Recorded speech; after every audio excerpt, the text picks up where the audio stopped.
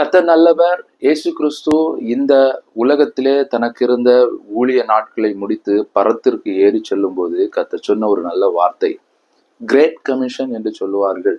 கர்த்தருடைய பிரதான கட்டளை என்று சொல்லி கர்த்தர் சில காரியங்களை விசுவாசிகளுக்கும் சீஷர்களுக்கும் கர்த்தருடைய ஊழியர்களுக்கும் கர்த்தர் கொடுத்திருக்கிறார்.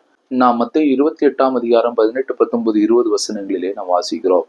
அந்த வசனங்களின் இறுதியாக கர்த்தர் சொல்லுகிற ஒரு வார்த்தை என்ன அப்படின்னா, கர்த்தருடைய வசனம் சொல்லுகிறது, இதோ உலகத்தின் முடிவு பரியந்தம் நான் உங்களோடு கூட இருக்கிறேன்.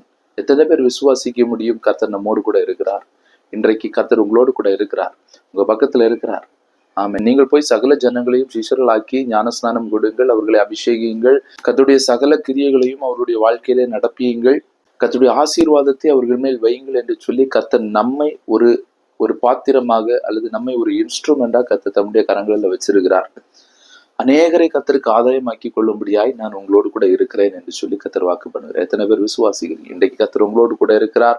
இருப்பது நாம் ஆசீர்வதிக்கப்படுகிறதோடு கூட நாம் அநேகரை கர்த்தருக்கு நேராய் கொண்டு செல்வதற்காக.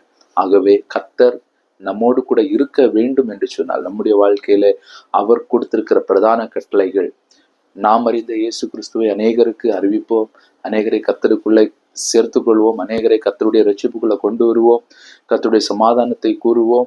கர்த்தர் உங்களையும் அவர்களையும் இணைந்து கர்த்தர் ஆசீர்வதிக்க வல்லமை உள்ளவராக இருக்கிறார். முடிவு வரைந்தும் உங்களோடு கூட இருப்பார், உங்களை நடத்துவார்.